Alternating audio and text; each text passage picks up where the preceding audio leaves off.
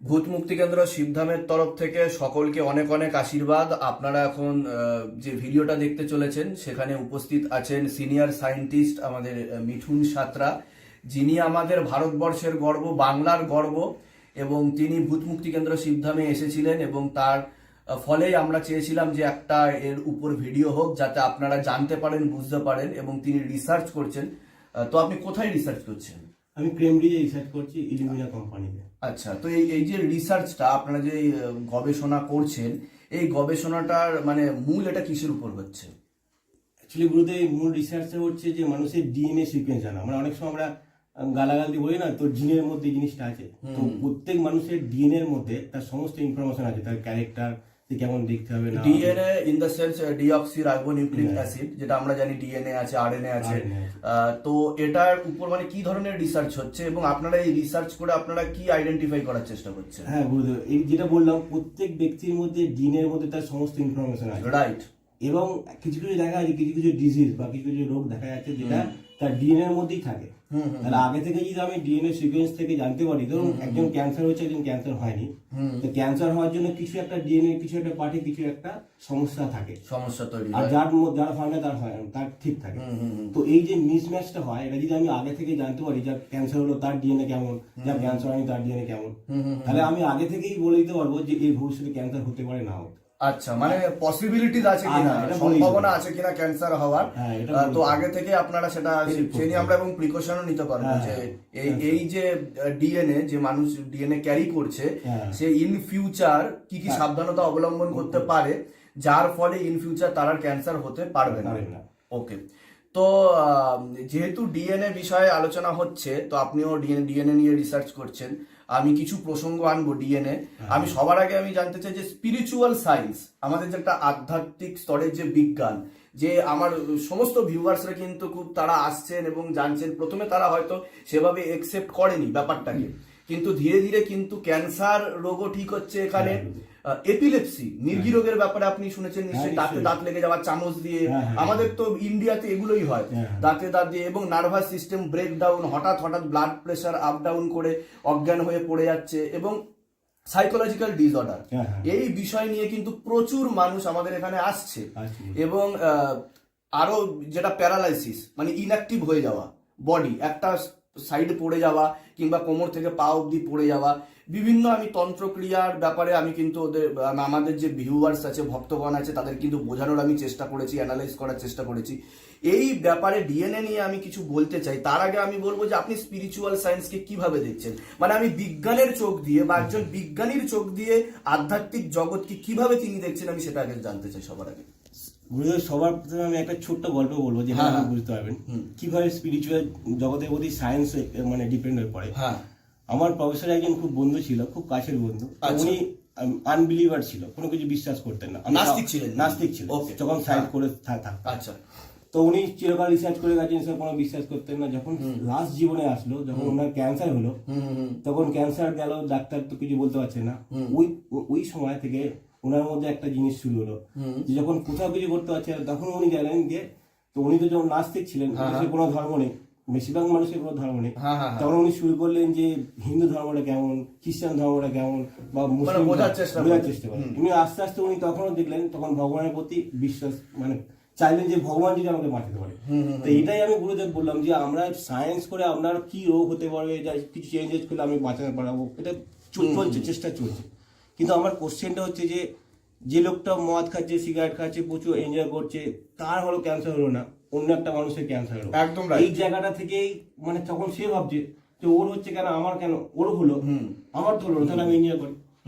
এখানে আমি কি করে বলবেন যে কার হবে না হবে, সেটা আপনি মেডিট করে মানে দেখে বলছেন, কিন্তু কেন আমার হলো ক্যান্সার, কেন ওর হলো না, এখানে মানে স্পিরিচুয়াল জগৎ কি বলছে? স্পিরিচুয়াল সায়েন্সের দিক দিয়ে আমি সবার আগে এটাই বলবো যে ক্যান্সার মানে হচ্ছে মেডিকেল সায়েন্স এটাকে বোঝার চেষ্টা করছে, কারণ ক্যান্সারের বিভিন্ন রকম ভাগ আছে, বোন ক্যান্সার আছে, ব্লাড ক্যান্সার আছে, বিভিন্ন অর্গানে বিভিন্ন রকম ক্যান্সার হচ্ছে। ক্যান্সার মানে হচ্ছে যার কোনো অ্যান্সার নেই, সেটাকেই ক্যান্সার বলে। এখন অব্দি রিসার্চ চলছে, অনগোয়িং রিসার্চ চলছে।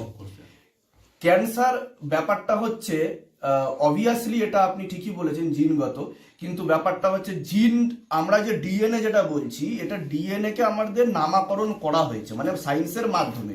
যেমন একটা গ্ল্যান্ড, পিটুইটারি গ্রন্থি বা পাইনিল গ্ল্যান্ড, এগুলোকে নামাকরণ করা হয়েছে।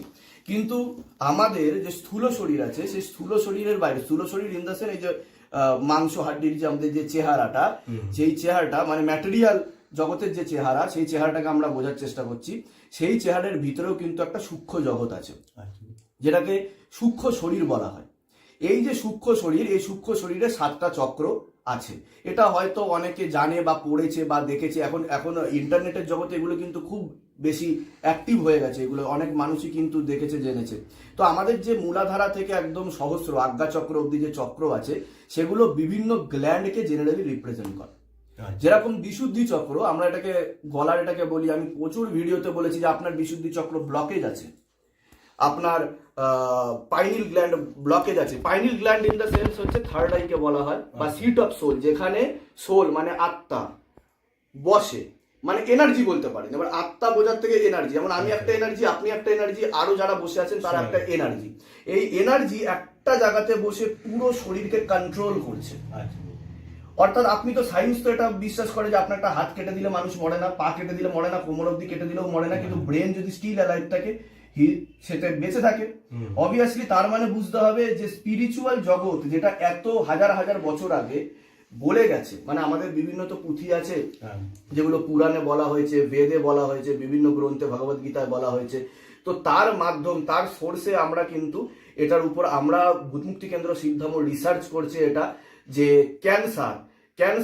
ক্যান্সারের ব্যাপারে আমি এটা বলতে চাইবো যে বিভিন্ন আমাদের, যদি আপনি শিব পুরাণ পড়েন, সেখানে মহাদেব কিন্তু পার্বতীকে এই জ্ঞান দিয়েছিলেন, তন্ত্র জ্ঞান। আমি যেটা মনে করি, যারা সায়েন্টিস্ট, যারা রিসার্চ করছেন, তারা কিন্তু পুরো বিজ্ঞানের মধ্যে, স্পিরিচুয়াল সায়েন্সের মধ্যেই রিসার্চ করছেন। তারা মানে তারা জানার চেষ্টা করছে, কোনো কিছু এগুলোর বাইরে নয়, সবকিছু এগুলোর ভিতরে। অর্থাৎ ঈশ্বর বিজ্ঞানের ভিতরেই কিন্তু সবকিছু রয়েছে।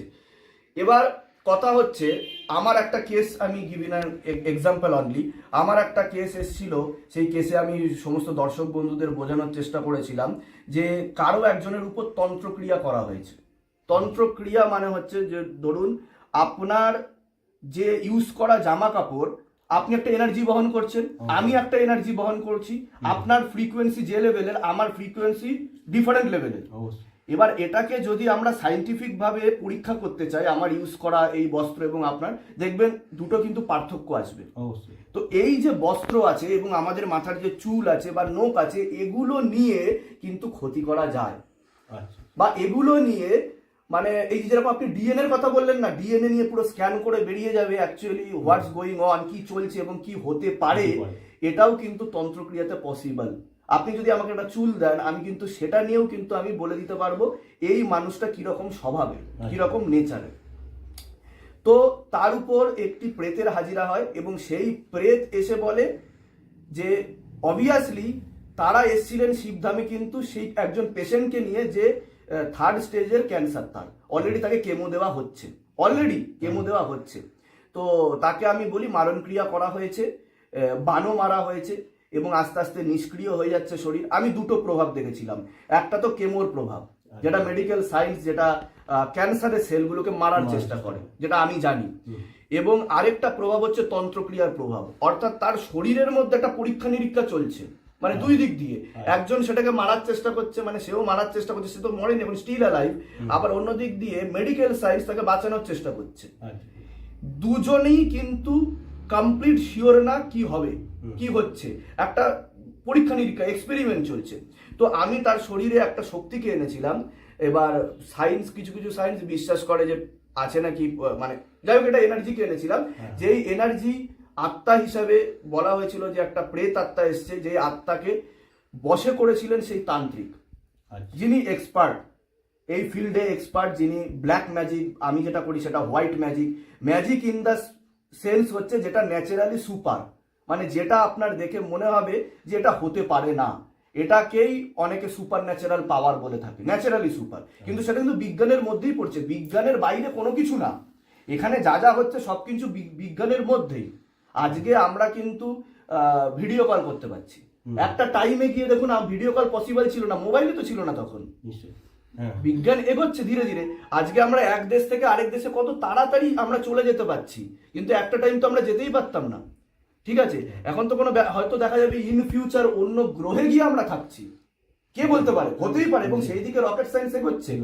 আমার বলার বক্তব্য হচ্ছে এটাই যে সায়েন্স রিসার্চ হচ্ছে একটা লিমিটেশন আছে, তারা একটা গণ্ডির মধ্যে, যেমন একটা ধরুন ব্যাঙ একটা কুয়োর মধ্যে থাকছে, তো সে কিন্তু সেই কুয়োটারই সবকিছু জানে, তার বাইরে কিন্তু জানে না।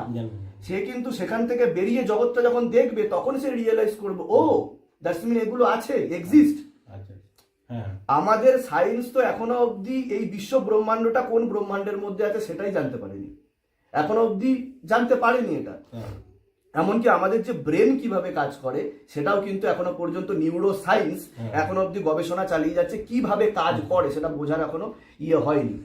এবং আমরা যদি আমাদের পুরাণ, আমরা যদি অনেক আগে দেখি যে ধন্বন্তরী নামক এক দেবতা ছিল, সেই দেবতার সেই টাইমে একজন সিদ্ধি ছিল, এবং সেই সময় আমাদের যে স্কেলেটন পাওয়া গেছে যেগুলোকে কবরে পোতা হয়েছিল, সেখানে কিন্তু দেখা গেছে যে স্কাল ফুটো করে অপারেশন করা হয়েছে, সার্জারি করা হয়েছে। দ্যাটস মিন সেই সময়ে সার্জারি ছিল, সার্জারি করা হতো, ইভেন ব্রেন অপারেশন পর্যন্ত করা হতো সেই সময়। আপনি যদি একটু রিসার্চ করেন আপনি তো জানবেন, একটু নেট ঘাটলে হয়তো রেফারেন্স আপনি পাবেন।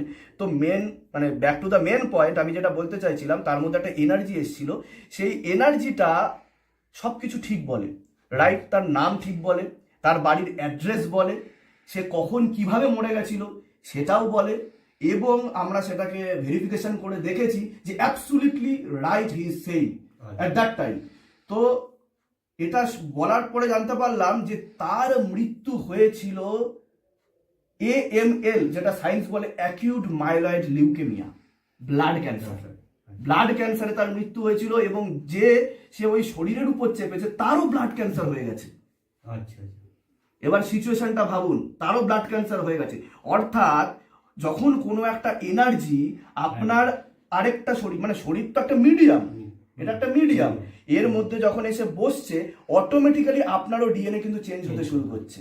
সেটা নেগেটিভও যেতে পারে, পজিটিভও যেতে পারে। জাস্ট লাইক যেমন আপনি যদি মেডিটেশন করেন, আপনি যদি ধ্যান করেন, সাইকিক বলে কোনো নাম শুনেছেন আপনি? সাইকিক, যাদেরকে সাইকিক বলা হয়, যাদের মধ্যে মানে কিছু পাওয়ার থাকে, অ্যাবিলিটি থাকে, যারা ক্লিয়ারভয়েন্ট অ্যাবিলিটি, মানে যারা past present future at a টাইমে বলে দিতে পারে। যেমন আমরা এমন ধরনের বিলিভার যে আমরা মনে করি সময়ের কোনো বয়স নেই, আমরা তো ক্যালেন্ডার দিয়ে একটা অনুমান করেছি সূর্যের ওঠানামা দিয়ে, কিন্তু এটা হচ্ছে জাস্ট লাইক টাইম ট্রাভেলিং। তো সেখানে দেখা গেল যে যত দিন থেকে ওই প্রেতকে পাঠানো হয়েছে, এবং সেই প্রেত কিন্তু তার মধ্যে ক্যান্সার ঢুকিয়ে দিয়েছে, মানে ক্যান্সারের সেল। এবার সায়েন্স কি করছে, তাকে তো বাঁচাতে হবে, তাকে আমরা জানি, যেটা আমরা সকলেই জানি, যে কেমোথেরাপি দেওয়া হয় বাই ইনজেকশন, এবং বিভিন্ন রকম পদ্ধতি আছে, ট্রিটমেন্ট আছে। তো সেখানে দেখা যাচ্ছে ইনজেকশন দেওয়া হচ্ছে তাকে, প্রথমে তো ক্যাপসুল দিয়েছিল, প্রথমে বলেছিল অ্যানিমিয়া, ডাক্তার ডিটেক্ট করার চেষ্টা করেছিল। তার মেন প্রবলেম হচ্ছে কি হিমোগ্লোবিনের মাত্রা কমে যাচ্ছে, একদম নিচে নেমে যাচ্ছে হিমোগ্লোবিনের মাত্রা। এবং তাকে কেমোথেরাপি দেওয়ার ফলে কি হচ্ছে, আমি যেটা বুঝতে পারলাম যে নর্মাল আমাদের যে সেলগুলো আছে, যে সেলগুলো, সেগুলোও যেমন মরছে, মেডিকেল সায়েন্স চাইছে কি ক্যান্সারের সেলকে মারতে, কিন্তু তার সাথে সাথে নর্মাল সেলগুলোও মরে যাচ্ছে। তাহলে আমি উইক হয়ে যাচ্ছি, আমি দুর্বল হয়ে যাচ্ছি। আমি প্রচুর কেস এমন হ্যান্ডেলিং করেছি এবং দেখেছি, মানে আমার নিজের অভিজ্ঞতার কথা বলছি, যে যেখানে ক্যান্সারের জন্য রুগী মরেনি, কেমোর জন্য মরে গেছে। ব্যাপারটা বুঝতে পারছেন আমি কি বলতে চাইছি? তো এরকম এই যে ডিএনএ নিয়ে যে আপনি বলছেন, আমি দেখেছি বাবা মার ডিএনএ এবং ছেলে মেয়ের ডিএনএ কমপ্লিটলি ডিফারেন্ট। তা কিভাবে আমি বলছি, ছেলে মেয়ে স্পিরিচুয়াল সায়েন্সের দিকে ইন্টারেস্টেড হয়েছে, তারা এগিয়েছে, তারা আমার সান্নিধ্যে এসছে এবং অন্যান্য সান্নিধ্যেও যেতে পারে। তারা কিন্তু রেগুলার মেডিটেশন করতে শুরু করে, এবং positive energy, just like negative energy আপনাকে আসছে, আপনার উপর আকর্ষিত হচ্ছে। আপনার শরীর তো একটা মিডিয়াম, যখন একটা এনার্জি আসতে শুরু করছে, তো আপনার যে 7টা চক্র আছে, আমি যে সূক্ষ্ম শরীরের কথা বললাম, সেই 7টা চক্র কিন্তু অটোমেটিক্যালি জাগতে শুরু করেছে। যখনই 7টা চক্র আপনার জাগতে শুরু করে, তখনই কি হয়, আমাদের ডিএনএ অটোমেটিক্যালি চেঞ্জ হতে শুরু করে। বাবা মার সাথে তখন কিন্তু সেই তার সন্তানের, তার ছেলে হোক বা মেয়ে হোক, তার কিন্তু কমপ্লিটলি চেঞ্জ হয়ে যাবে। আপনি যে কোনো সাইকিক, যদি তার বাবা মাও সাইকিক না থাকে, আপনি ডিএনএ যদি টেস্ট করেন তাহলে আপনি বুঝতে পারবেন যে তাদের ডিএনএ রেকর্ড কমপ্লিটলি আলাদা, কোনো ম্যাচই করছে না। আচ্ছা, এই যেহেতু আপনি ডিএনএ নিয়ে বললেন, আমিও কিন্তু এটা নিয়ে যেহেতু বলছি আমি শিবধামে রিসার্চ করছি, তো আমি কিন্তু এই ডিএনএ নিয়েও কিন্তু অনেক রিসার্চ করছি সূক্ষ্ম জগতে, এবং আমি এটাকে অ্যানালাইজ করার চেষ্টা করছি, বোঝার চেষ্টা করেছি। ইভেন যারা যারা সাইকিক আছে, যাদের মধ্যে সাইকিক অ্যাবিলিটি আছে, মানে যেরকম ধরুন আমাদের অ্যাবিলিটি টু স্পিক, যেমন আমি বলতে পারছি, অ্যাবিলিটি টু সি, আমি দেখতে পাচ্ছি। অনেকে তো বোবা হয়ে জন্ম হয়, অনেকে তো অন্ধ হয়েও জন্ম হয়, বা কোনো কারণবশত তাদের দেখা যায় জন্মের পরে কি হয়, চোখ অন্ধ হয়ে যাচ্ছে, জন্মের পরে কি হয়, সে বলতে পারে না, কথা বলতে পারে না। তো এটা আমাদের বিশুদ্ধি চক্রের সমস্যা থাকে। এটা বাই কর্মাও পসিবল, মানে আপনি আপনার পাস্ট বার্থে যে কর্ম করেছেন তার ফল এই জগতে করেছে, সেটাও যেমন পসিবল, তেমন তন্ত্র ক্রিয়ার মাধ্যমেও পসিবল সেটাকে ডিস্ট্রয় করে দেওয়া। যেমন আপনাকে যদি কোনো ক্ষতি করা হয় একটা পার্টিকুলার, যেরকম একটা হাতে, এই হাতটায় যদি আমি কাটা ছেঁড়া যাই করি না কেন, একটা টাইম পরে অটোমেটিক্যালি এটা ক্যান্সারের জায়গায় গিয়ে পৌঁছাবে। আপনি কি বলছেন? আপনি মানে আমি যেটা বলছি আপনি অ্যাগ্রি করছেন কি না করছেন, সেটা এই ব্যাপারে বলুন আপনি।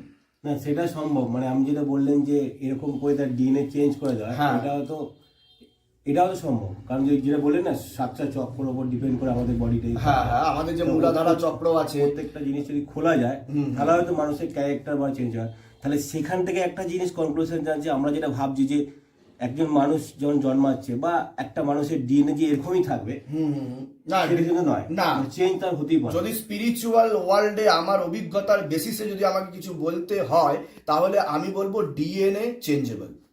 ডিএনএ কখনোই এক থাকে না, কারণ আমি এমন যাদের সাইকিক অ্যাবিলিটি আছে, যাদের মধ্যে সুপার ন্যাচারাল পাওয়ার আছে, অনেক মানুষ আমার সান্নিধ্যে এসছে। বিকজ আমি এটাকে আপনি বলুন, আমি যেটা করছি এটা আমি নিজেও রিসার্চ করছি, এবং আমরা আরো বড় মাপের কাজ করতে চলেছি। কারণ অলরেডি এখানে এসে অনেক ক্যান্সার ঠিক হয়েছে, এবং তারা নিজেরাই আমাদের ভিডিওতে বলেছে যে তাদের আর কোনো ক্যান্সার নেই। মেডিকেল সায়েন্সও তাই বলছে যে শিবধামে আসার পরে নাকি তাদের ক্যান্সার ঠিক হয়েছে, এবং তারাও সেটা বিশ্বাস করে। তো আমি এটাই বলবো যে এই যে পুরো বেসিসটা আমি যেটা এগোচ্ছি, এটা স্পিরিচুয়াল সায়েন্স এবং মেডিকেল সায়েন্স হচ্ছে কানেক্টেড, পুরো একে অপরের সাথে কানেক্টেড। এবং আমরা যদি একে অপরকে বোঝার চেষ্টা করি, আমরা ইন ফিউচার আরো বড় কিছু কাজ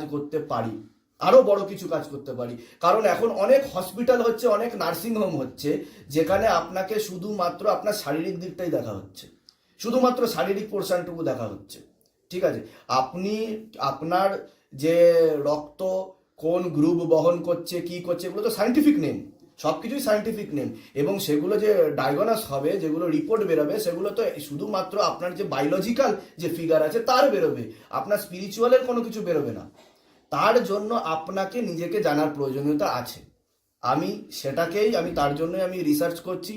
এবং মানে আপনি যখন শিবধামে এসেছিলেন, আপনি শিবধামে এসে আপনার কি মনে হয়েছিল, আপনার পয়েন্ট অফ ভিউ আমি সেটা বলি, কারণ আপনি নিজে একজন রিসার্চার, আপনি নিজে একজন সায়েন্টিস্ট, বিজ্ঞানী, তো আপনার কি মনে হয়েছিল সেটা? গুরুদেব, তার আগে আপনার ওই কথার সাথে আমি এগিয়ে একটা কথা বলি। এই যে কোভিড-19 আসার পর কিছুদিন পর দেখা গেল না, 19 চেঞ্জ হয়ে বিভিন্ন রকম নাম দিতে শুরু করলো। বেসিক্যালি কি হয়, ওই ভাইরাসটাও কিন্তু চেঞ্জ করতে গেলে ডিএনএ চেঞ্জ করার জন্যই তো আবার নতুন একটা ডিএনএ তৈরি হচ্ছে, রাইট? এক্স্যাক্টলি। তাহলে আপনি যেটা বলেন সেটা মানতে আমি বাধ্য, কারণ মানুষ যদি তার সাপ্তচক্র খোলে, তার ক্যারেক্টার চেঞ্জ হতে পারে। যেটা ভাইরাস করলো, তাকে মারতে যখন চেষ্টা করলাম, সে নিজের চেঞ্জ হয়ে অন্যরকম সে ক্যারেক্টার আবার ডিএনএ তৈরি করলো, অন্য একটা। এবার আমি একটা কথা বলি, বহু মানুষ আমি আমাদের তো ইন্ডিয়ার বেসিসে আমি বলবো, বহু মানুষ এমন আছে, আমি অবভিয়াসলি এই ভিডিওটা যেটা বলছি, যে বহু মানুষ দেখলাম মাস্ক পরছে, স্যানিটাইজার ইউজ করছে, এবং এরও একটা কিন্তু বিজনেস চতুর্দিকে হলো। অবভিয়াসলি হতেই হবে, কারণ আমাদের তো একটা প্রোটেকশন নিতে হবে, আমাদের ইউজ করাটা উচিত। কিন্তু তার প্রভাবে আমি দেখতে পারলাম এই যে এত ইউজ করছে তারা, আমাদের অলরেডি যারা বলছে, মানে শেষের দিকে হলো কি, যারা টেস্ট করছে যে আপনার কোভিড আছে কিনা, সবারই পজিটিভ আসছে। আপনার যদি মনে করেন, আমি তো টেস্ট করিনি এখনো অবধি, আমার মনে হয় যে আমার টেস্ট করলে আমারও কোভিড চলে আসবে, কিন্তু আমাদের যে শরীরের যে মানে একটা কি হয়, রোগ প্রতিরোধ ক্ষমতা, আমরা যে ফাইট করি তো রোগের সাথে, অটোমেটিক্যালি ডিএনএ কিন্তু সেই জিনিসটাকে প্রথমে অ্যানালাইজ করার চেষ্টা করে। যখন সেই জিনিসটা সঙ্গে সঙ্গে চলে আসে, যারা সেই ফাইট করে যারা জিতে যায় তারা কিন্তু বেঁচে যায়, আর যারা ফাইট করে হেরে যায় মানে তারা কিন্তু আস্তে আস্তে এক্সপায়ার করে যায়। গুরুদেব কারা হেরে যায় মানে এই জায়গাটাতে অনেকে বিভিন্ন রকম মানে অবভিয়াসলি হ্যাঁ, যারা খুব আমি দেখেছি যে ম্যাটেরিয়াল ওয়ার্ল্ডের সাথে যারা খুব কানেক্টেড, মানে ইলিউশন, যারা মোহ মায়ার মধ্যে রয়েছে। এবং এটা স্পিরিচুয়াল ওয়ার্ল্ড, যেটাকে আমি প্রথম থেকেই বলি যে স্পিরিচুয়াল ওয়ার্ল্ডের বেসিস, যেমন এই শরীরটা আমার না, এই যে নাকটা, এই নাকটা হয়তো আমার বাবা মা থেকে এসছে, এই কানটা হয়তো আমার দাদু দিদা ঠাকুমা থেকে এসছে, এই চোখটা হয়েছে তারও গ্র্যান্ড মাদার যারা আছে তাদের থেকে এসছে। এটা হচ্ছে একটা মিশ্রণ। তাহলে আমিটা কে? আমি যদি আয়নার সামনে দাঁড়িয়ে একদিন আমি প্রশ্ন করি যে আমি কে, আমি তো আসল সৌরভ দাস বা গুরুপীরানন্দ নই। বহু জন্মের ফলে আমার এই শরীরটা প্রাপ্ত হয়েছে, মানে রেভলিউশন, বিপ্লব। কিসের বিপ্লব? জ্ঞানের। যেমন একটা কুকুর, বিড়াল, ছাগল যেমন জন্মাচ্ছে, ঠিক আছে, আমাদের মধ্যে যদি বোধ বুদ্ধি না থাকে, that's mean we are the same. ছাগল যদি ঘাস পাতা খাচ্ছে, হেঁটে চলে বেড়াচ্ছে, তারাও বংশ বৃদ্ধি করেছে। আমরা যদি এটাই করি পৃথিবীতে জন্ম নিয়ে, তাহলে বুঝতে হবে আমাদের মধ্যে কোনো পার্থক্য নেই, ও আর আমার মধ্যে কোনো পার্থক্য নেই। কিন্তু যেহেতু আমরা মানুষ, আমরা নিজেদেরকে মনে করি আমরা মানুষ, আমরা লেখাপড়া করি এবং আমাদের একটা উন্নত ব্রেন আছে।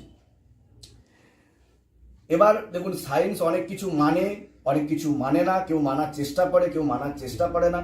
আমি শুধু এটাই বলবো যে আমরা যখন মানুষ হয়ে জন্মগ্রহণ করেছি, আমাদের দুটো জিনিস আমাদের লাইফে ইম্পর্টেন্স দেওয়া উচিত। কোন দিন আমি জন্মগ্রহণ করেছি, বার্থডে, এবং কেন জন্মগ্রহণ করেছি। আমি কেন বললাম ওটা কিন্তু সুখের দিন যেমন, সেরকম আমাদের কাছে বোঝার দিন, দুঃখের দিন বলবো না, বোঝার দিন, যে আমি কতটা পরিণত হলাম সেই দিনটা থেকে, এবং আমি এখানে এসে কি করতে এসেছি। আমি don't take it other way. অনেকেই দেখি আমি জন্মদিনের দিন মদের ফোয়ারা করছে, অনেক করছে। তো আলটিমেটলি নেশা, ভান, এই সমস্ত জগতের সাথে এখন ছেলে মেয়ে বোথ আর কানেক্টেড।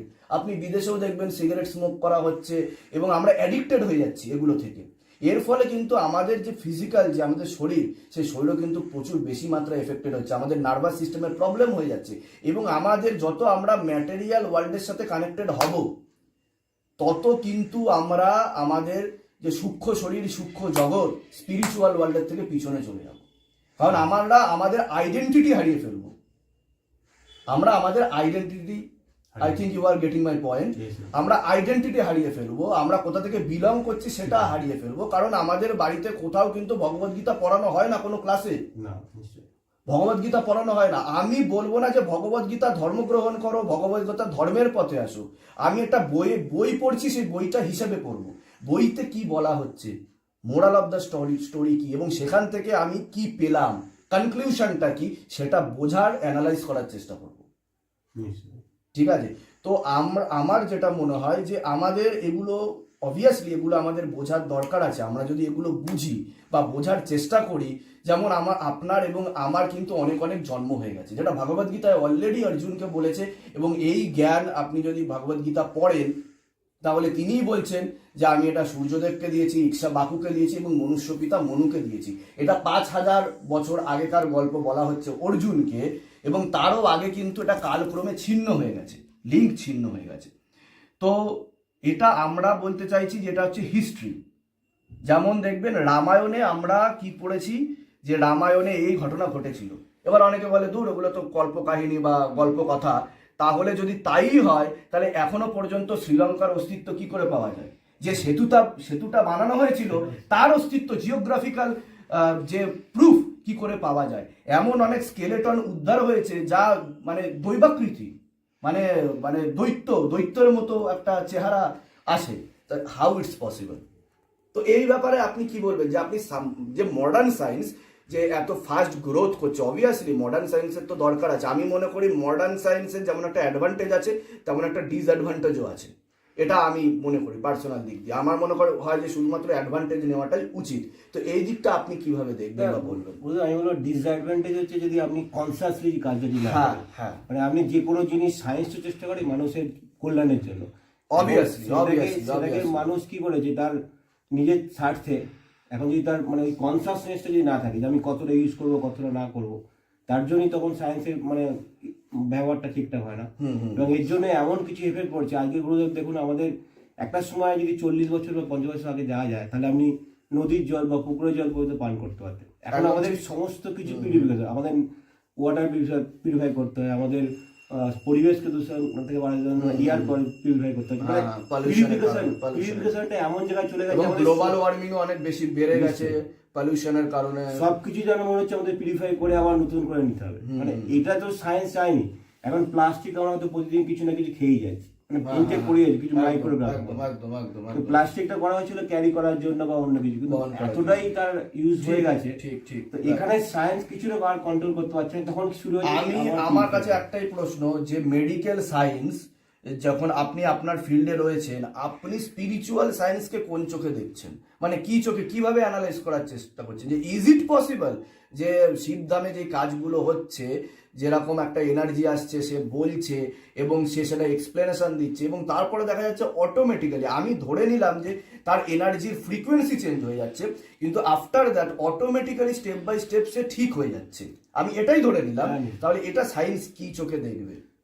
আমি যেটা বলবো, এই জায়গাটা যেটা আপনি পড়েন সেখানে সায়েন্স তো এখনো স্পর্শ করতে পারছে না। তা ওই উপলব্ধিটা যদি কোনো সায়েন্স সেও যদি চেষ্টা করে, হয়তো সেই জিনিসটা অ্যাকসেপ্ট করতে বাধ্য।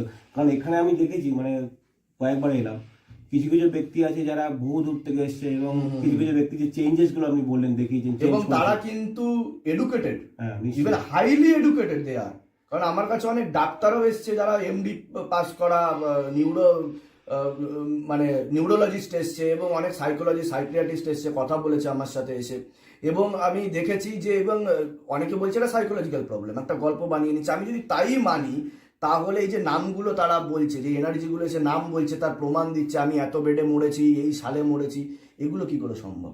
এবং আপনি যদি ভেরিফিকেশন করেন, আমার একটা ভিডিও আছে, সেই ভিডিওতে একজন বলেছে যে কার অ্যাক্সিডেন্টে মারা গেছে, এবং কার অ্যাক্সিডেন্টে কোথায় মরেছে এবং সেই কারের নাম্বার কি সেটা পর্যন্ত বলে দিয়েছে। আপনি যদি ভেরিফাই করেন, হিস্ট্রিতে আপনি পাবেন, হ্যাঁ হয়েছিল এরকম অ্যাক্সিডেন্ট।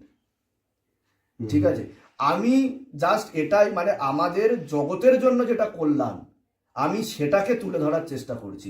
কারণ আমি মনে করি যে ইন ফিউচার যদি মেডিকেল সায়েন্স আর স্পিরিচুয়াল সায়েন্স যদি কম্বাইন হয়ে যায়, একসাথে কাজ করে। কারণ আমি দেখেছি অনেক জায়গায়, আমি জানি না সায়েন্স এর উপর কতটা কাজ করেছে বা করেনি, যে ইভিপি বলে একটা যন্ত্র বেরিয়েছে, যেটার নাম হচ্ছে ইলেকট্রনিক ভয়েস ফেনোমেনা। সেই যন্ত্রটা যারা প্যারানর্মাল অ্যাক্টিভিটিকে রিসার্চ করে, যার উপর, তারা কিন্তু এগুলো নিয়ে অনেক এমন মানে সাউন্ড পেয়েছে, যে সাউন্ডগুলো কিন্তু পর্যবেক্ষণ করে দেখা যায় যে হ্যাঁ, এটা স্পিরিচুয়াল ওয়ার্ল্ডেরই সাউন্ড। হ্যাঁ, এবং আমরা যে ফিল্টার ইউজ করছি অনেক, এবং তার উপর গবেষণা চলছে, এখন পুরোপুরি গবেষণা আসেনি। তো আপনি কি বলবেন যে এটা কি ইন ফিউচার আমরা কি একটা এটা করতে পারবো? মানে ডিএনএ, আপনি যেমন বলছেন ডিএনএ, আমি হয়তো একই পথের প্রতীক, হয়তো দুটো রাস্তা আলাদা। যেমন আমি সবসময় বলে রাখি, সব ধর্মই এক, শুধু ভগবানের রাস্তা দুটো আলাদা আলাদা। আপনি এই রাস্তা, মুসলিম যদি হন আপনি ওই রাস্তা দিয়ে যাবেন, আমি হিন্দু হলে ওই রাস্তা দিয়ে যাব, গন্তব্য তো একই। কিন্তু যে ঠিক মতো এগোবে সে পৌঁছাতে পারবে, আর যে ঠিক মতো এগোবে না, মানে লক্ষ্য অস্থির হয়ে যাবে, সে এগোতে পারবে না। তো আপনি এটাকে কি বলবেন, যে এটা কি ইন ফিউচার পসিবল হতে পারে? আমরা কি এটা সম্ভব? নিশ্চয়ই। আমার কাছে মনে হয় যদি সায়েন্স, বিজ্ঞান আর স্পিরিচুয়াল জুড়ে জগৎ যদি একসাথে মার্চ করে বা কোলাবোরেট করে অ্যাটলিস্ট দুজনের মধ্যে, তাহলে হয়তো একটা নতুন কিছু যেখানে তৈরি হবে, যেটার মধ্যে আরো খুব তাড়াতাড়ি আমরা মানে যে সমস্যাগুলো থেকে আমরা বেরিয়ে আসতে পারবো। বুঝলে, আমি একটা কোশ্চেন করবো আপনাকে, যে আমরা অনেক সময় আমরা জানি যে নন ভেজ খেলে আমাদের শরীরে আরো, মানে এটা সায়েন্স কেন সবাই জানে যে আমার এই যেটা সিস্টেম আছে সেখানে, মানে বলে না ডাক্তার বলে ফল খাওয়া বেশি করে, শাকসবজি সবাই আমি জানি, বা অন্য কোনো এই মোহ ত্যাগটা আমরা করতে পারি না কেন? মানে আমরা জানি এটা খেলে আমার খারাপ, মদ খেলে খাওয়া, সিগারেট খেলে খাওয়া। ব্যাপার হচ্ছে আমরা এমন একটা সমাজের মধ্যে গড়ে উঠেছি, সেখানে আমাদের এমন একটা কালচারাল সিস্টেম রয়েছে যে আমাদেরকে অলরেডি সেখানে ফেলে দিয়ে দেওয়া হচ্ছে। যেমন আমি দেখেছিলাম যে একটা কুকুরকে কেউ বাড়িতে পুষেছে, সেখানে ভেজ খাওয়াচ্ছে কুকুরকে, এমনকি বাঘ পর্যন্ত ভেজ খাচ্ছে, এবং সেটা অবাক ব্যাপার। ব্যাপার হচ্ছে আমাদের যে পুরো সিস্টেমটা, এটা সিস্টেমটাই হচ্ছে কিন্তু ভেজের জন্য তৈরি হয়েছে। যেমন একটা বাইক বা কোনো বাইকে যদি আপনি জল ঢেলে চালান, সেটা কি চলবে আদৌ? যেটা পেট্রোলের জন্য তৈরি হয়েছে, আপনি ডিজেল ঢেলে চালান, একটুখানি চলে বন্ধ হয়ে যাবে, চলবে না, কোনো না কোনো প্রবলেম অ্যারাইজ করবে, জাস্ট লাইক দ্যাট। এবং আমাদের তো 5টা সেন্সেস আছে, আমরা যদি বুঝি যে আমাদের 5টা সেন্সেস আছে। আমরা যখন কোনো একটা মুরগি খাচ্ছি, আমরা কোনো একটা মানে পাঠা, ছাগল যাই খাচ্ছি, মিট খাচ্ছি, ফ্লেশ খাচ্ছি, তখন কিন্তু তার একটা যে এনার্জি, যখন সে মরছে, যেভাবে কাটা হচ্ছে, সেই এনার্জিটা কিন্তু বুঝতে পারে যে আমার স্থূল শরীরটাকে নিয়ে কি করা হচ্ছে। সেই যে অ্যাগ্রেশন, তার যে কষ্ট, সেটা কিন্তু অটোমেটিক্যালি কনভার্টেড হচ্ছে আপনার। যেমন একটা আপেল যদি আপনি খান, আপনার মধ্যে গিয়ে সেই আপেলটা আপনি হয়ে যাবে, আর সেই আপেলটা যদি একটা গরু খায় তাহলে কি হবে, সেই আপেলটা গিয়ে গরু হয়ে যাবে অটোমেটিক্যালি। ঠিক আছে, তো এরকমই হচ্ছে ব্যাপারটা, যে আপনাকে বোঝার ব্যাপার আছে যে আমরা যদি ব্যথা খাই, if you eat pain you will get pain. এটা কারণ এটা প্রত্যেক ক্রিয়ার সমান ও বিপরীত প্রতিক্রিয়া আছে, এটা সায়েন্সও বলে। তো সামহাও আমাদের এটা বোঝার ব্যাপার আছে, যেটা আমরা সৃষ্টি করতে পারি না সেটাকে ধ্বংস করারও আমাদের কোনো অধিকার নেই। এর উপর আমি একটা কোশ্চেন আনসার সেশনের ভিডিও বানিয়েছি, যদি আপনি দেখেন আপনি বুঝতে পারবেন। এবং এটাতে একটা প্রশ্ন আসতে পারে যে তাহলে তো গাছেরও প্রাণ আছে, তাহলে তো গাছ খাও তো মেন, তাহলে প্রবলেম, তাহলে আমরা খাবোটা কি? আমি এটার ক্ষেত্রে প্রথমত বলবো এটা মিনিমাম একটা পসিবিলিটিস যে আমরা গাছটা খেতেই পারি। তার কারণ হচ্ছে, প্রথম কথা, হ্যাঁ গাছের প্রাণ আছে, কিন্তু কথা হচ্ছে যখন কোনো একটা মুরগির বা একটা মুরগির পা বা ছাগলের কান কেটে দেওয়া হবে, সেটা কি আর কোনোদিনও গজাবে? নিশ্চয়। কিন্তু একটা গাছের ডাল কেটে দিন, পাতা কেটে দিন, ফুল ছিঁড়ে নিন, সেটা আবার প্রমোট করবে, আবার সেটা গজাবে। অর্থাৎ সেটা কিন্তু মৃত্যু হচ্ছে না, তাদের 5টা সেন্সেসই নেই, তাদের ফিলিং সেন্সেশন আছে। কিন্তু সায়েন্স তো এটা বিশ্বাস করে ব্যথা পেতে গেলে ব্রেনের প্রয়োজনীয়তা আছে। আমার কি মনে হয় করে, অবভিয়াসলি করে, এবং গুগলে সার্চ করলেও সেটাই বেরোবে। তো গাছের কিন্তু সেই ব্রেনটা নেই। আর যারা রিসার্চ করেছে, অবভিয়াসলি সেটা একটা এনার্জি, যেটা আমি বলছিলাম যে এনার্জির ব্যাপারেই কিন্তু কথা বলছিলাম, গাছও একটা এনার্জি, তাকেও অ্যানালাইজ করা বা বোঝার মতো ক্ষমতা আমাদের তৈরি করলে তবেই আমরা বুঝতে পারবো। হয়তো সেই যন্ত্র তৈরি হয়েছে, সেটা দিয়ে বোঝার চেষ্টা করি, কিন্তু মানুষ তো বুঝতে পারে না, যন্ত্রটা বুঝতে পারে, যন্ত্রটা দিয়ে আমরা অ্যানালাইজ করার চেষ্টা করি। কিছু কিছু পতঙ্গভুক্ত গাছ আছে যেগুলো ব্যথা পায়, যেগুলোকে কাটলে রক্ত পর্যন্ত বেরোয়, সেগুলো আমেরিকা এবং আফ্রিকার জঙ্গলে দেখবেন পোকামাকড় ধরে খায়, যে ধরনের, আপনি তো জানেন সায়েন্সের ব্যাপারে। এবং এই যে গাছকে যদি আপনি মারেন, গাছের মধ্যে কিন্তু আত্মা নেই, সোল নেই। এবং স্পিরিচুয়াল সায়েন্স সেটাই বিশ্বাস করে, কারণ ব্রেন যার থাকবে তার মধ্যে আত্মা থাকবে, যার মধ্যে ব্রেন থাকবে, কারণ ব্রেন যদি বেঁচে থাকে, আত্মাও সেখানে। সিট অফ সোল আমরা পাইনিল গ্ল্যান্ডকে বলি, যেটাকে বলা হয় আজ্ঞা চক্র স্পিরিচুয়াল সায়েন্সের ক্ষেত্রে। এবং এটাকে থার্ড আইও বলা হয়, যার মাধ্যমে কিন্তু অ্যাস্ট্রাল প্রজেকশন সাইকিকরা করে থাকে, যে তারা পাস্ট প্রেজেন্ট ফিউচার দেখতে পারে, এবং তারা আপনার মনের কথা বলে দিতে পারে, মানে আপনাকে অ্যানালাইজ করার চেষ্টা করতে পারে, আপনার মনে হোয়াটস গোয়িং অন, কি চলছে সেটাকেও বোঝার চেষ্টা করতে পারে। অনেকেই আমাকে বলে, গুরুজি এখানে আপনি কি করে মনের কথা বলে দেন, কি কি সমস্যা, আপনি প্রশ্নের আগে উত্তর কি করে দিয়ে দেন? কারণ আমি তাকে অ্যানালাইজ করি, আমি তাকে আমার সাথে কানেক্টেড করার চেষ্টা করি। যেমন আমি একটা হোয়াটসঅ্যাপে অন আছি, আপনি তো হোয়াটসঅ্যাপে অন নেই, সেখানে আপনি যদি অন না হন আমার মেসেজটা পাবেন কি করে? আপনি পাবেন না। কিন্তু আমি এখানে অন হয়ে বসে আছি, উনি কিন্তু ওখানে অফ, আমি কিন্তু দেখতে পাচ্ছি উনি কি কি কি কি ইয়ে করেছে, কিন্তু যেহেতু উনি অফ, উনি আমারটা পাচ্ছে না, আমার ভাইব্রেশনটা পাচ্ছে না। এবং এই ভাইব্রেশনের উপর যদি সায়েন্স কাজ করে, আপনি দেখবেন শুধুমাত্র ভাইব্রেশনের মাধ্যমেই অনেক কিছু পসিবল। এবং সায়েন্সও কিন্তু মানে এই যে এগোচ্ছে, প্রগতি করছে এই ভাইব্রেশনের মাধ্যমে। শিবধামে সে কেমন লাগলো আপনার? খুব ভালো লাগলো। আর কোনো প্রশ্ন আছে আপনার? হ্যাঁ, যেটা আপনার বিশ্বাস হয়নি বা কিছু হয়নি, সেটাও আপনি করতে পারেন, যে আমার এটা বিশ্বাস হয়নি বা করছি না। কারণ লজিক্যালি কথা বলতে হবে আমাদের, সায়েন্টিফিক্যালি কথা বলতে হবে। একটা জিনিস আমার যেটা মনে হয়, যে আপনি যখন এই যে এনার্জি নিয়ে বললেন, বা এখানে যখন এসে মানুষ বিভিন্ন রকম জিনিস নিয়ে যায়, কেউ জল নিয়ে যাচ্ছে, কেউ ওই বন্ধন নিয়ে যাচ্ছে, বিভিন্ন রকম জিনিসপত্র, তো ওটার মধ্যে মানুষের মধ্যে একটা কনফিউশন হতেই পারে, যে এটা গুরুদেব এমন কি জিনিস ছিল যেটার জন্য আমার এই জিনিসটা ঠিক হয়ে গেল। তো ওটার মধ্যে আপনি কি দেন, মানে এমন কি এখানে সায়েন্স? এটাতে আবার আমি ঘুরে ফিরে ডিএনএ তেই আসবো। এটা ডিএনএরই হচ্ছে ব্যাপার, পুরো ব্যাপারটা। যে আমার কাছে আসছে সে তো রুগী, আমি যদি তাকে পেশেন্ট হিসেবে ধরি, সে ডিভোটিস এবং তার পাশাপাশি রুগী, তার প্রবলেম হয়েছে বলেই সে সিদ্ধামে আসছে, না হলে তো আসতো না। তো আমার ডিএনএ এবং তার ডিএনএ কমপ্লিটলি আলাদা, এবং ডিএনএ নির্ধারণ করে যে সেই মানুষটার কি কি অ্যাবিলিটি আছে, সক্ষমতা কি কি আছে, এবং সে কতটা রোগ প্রতিরোধ ক্ষমতার অধিকারী। আপনি যে কোনো সুপার ন্যাচারাল পাওয়ার যে মানুষ যারা দেখবেন Guinness book of world record করেছে বা অন্যান্য, তাদেরকে আপনি দেখবেন যে সাইকোলজিক্যাল দিক দিয়ে তারা যে এত স্ট্রং হয় বা হোয়াট এভার ইট ইজ, তাদের মধ্যে যদি আপনি পুরো ব্রেনকে যদি আপনি অ্যানালাইজ করার চেষ্টা করেন এবং ডিএনএ পরীক্ষা করার চেষ্টা করেন, সে ডিএনএর যে এনার্জি সেটাই কিন্তু আমাদের এয়ারের মাধ্যমে, আমাদের বায়ুর মাধ্যমে, আমরা তো বায়ুকে দেখতে পাই না, কিন্তু উই ক্যান ফিল, আমরা অনুভব করতে পারি সেটাকে। তো সেই বায়ুর মাধ্যমে কিন্তু ওখানে শক্তি চালনা করা হয়, এনার্জি। এই এনার্জিটা যখন এই ডিএনএ এর যে এনার্জি যখন তার শরীরে বায়ু ওয়াটার প্রবেশ করবে, আমাদের 5 এলিমেন্টস আছে, 5টা তত্ত্ব আছে, সেই 5টা তত্ত্বের একটা তত্ত্বের মাধ্যমে যখন আমরা বায়ু আর জলের যে কানেকশন তৈরি করছি এবং সেটা যখন আপনার শরীরে ঢুকছে, সেই ডিএনএটাকে সেটাকে ঘোরানোর চেষ্টা করবে। বুঝতে পারলেন আমি কি বলতে চাইছি? ওটাও একটা সিরাপের মতো কাজ করবে। তো কেমন লাগলো শিবধামে এসে এবং অভিজ্ঞতা কি? শিবধামে এসে খুব ভালো লাগলো। আমি সকল শিবধাম ভক্তদের বলবো আপনারা এখানে আসুন, গুরুদেবের সাথে কথা বলুন, গুরুদেবকে বলুন আপনাদের সমস্যার কথা এবং প্রার্থনা করি আপনাদের সমস্ত সমস্যা গুরুদেব ঠিক করে দেন। এবং ইন ফিউচার আমি চাইবো, যদি ঈশ্বর চান, মহাদেব চান, আমার এটা ইচ্ছে যে যাদের উপর মানে এরকম এনার্জি আসছে, পজিটিভ হোক এনার্জি নেগেটিভ হোক, যে তাদেরকে মেডিকেল সায়েন্সে যা লাগানো দরকার শরীরে, মস্তিষ্কে ধরুন, হেলমেট ধরুন, বিভিন্ন এখন অনেক রকম যন্ত্রপাতি বেরিয়েছে, সেগুলো লাগিয়ে টেস্ট করা উচিত যে কীভাবে frequency level ups and down করছে এবং তাদের ডিএনএর কি ফারাক আছে। আর যদি সম্ভব হয় আপনার লন্ডনে গিয়ে আমি সেবা দিয়ে আসতে পারি এবং আমি বুঝিয়ে আসতে পারি তাদের, ঠিক আছে? আপনি যদি চান, ঠিক আছে? আর শিবধামের তরফ থেকে অনেক অনেক আশীর্বাদ। আপনারা সকলে সুস্থ থাকুন, ভালো থাকুন এবং এইভাবে এগিয়ে যান এবং আপনার উত্তরোত্তর উন্নতি হোক, আরও শ্রীবৃদ্ধি হোক আপনার, ঠিক আছে? আর আপনি আমাদের ভারতের বাংলার নাম চতুর্দিকে যাতে আপনার মাধ্যমে এবং আপনাদের মতো সাহসী মানসিকতার মাধ্যমে ছড়িয়ে পড়ুক, আপনার নাম আরও সব জায়গায় ছড়িয়ে পড়ুক, আমি এটাই চাইছি। সুস্থ থাকুন, ভালো থাকুন। আচ্ছা, নমস্কার।